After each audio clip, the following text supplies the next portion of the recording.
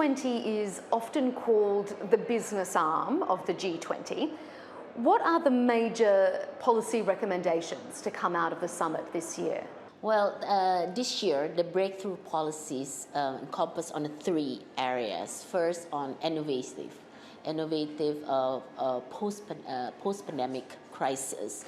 Obviously, got to do with digitalization and technology, innovative financing.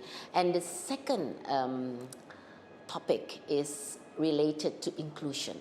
So we've seen that this year we want to push more agenda of MSME on vulnerable groups, including women.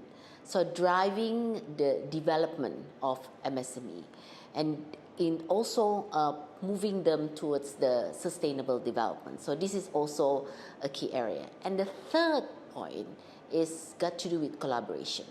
We really find there's a big gap between developed and developing countries. We have policies related to just, and therefore I think the collaboration aspect is very, very crucial. Obviously, inflation is a major global problem at the moment. How was that discussed, and what policies or recommendations were discussed to help the global community deal with it?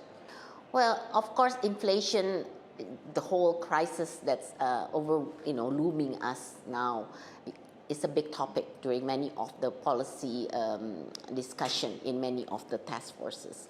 But I think we understand that the geopolitical conditions, we need to anticipate also by writing policies to support food security, energy security, all that aspect needs specific recommendation to the government so that they can really evolve with policy.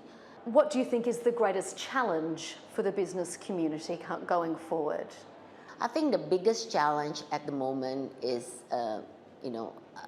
finding the right way on how business needs to do and react to this overwhelming position of the geopolitical as well as the target that we need to reach on moving into a more sustainable future. So I think there's a lot of challenges that looking into balancing on how business can survive in this kind of situation.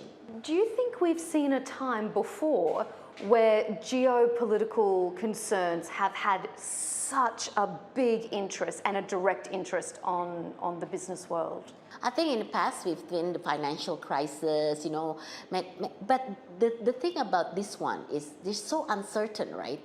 I mean, we don't know how long conflict will happen, So the uncertainty is where it's really makes business start having to prepare for an ongoing situation where we're not sure when this is going to end. And do you believe that summits like the B20 in particular can help the business community plan for that uncertainty? So one thing that we are focusing on the B20 this year is not just about the policy recommendation, it's all about actions.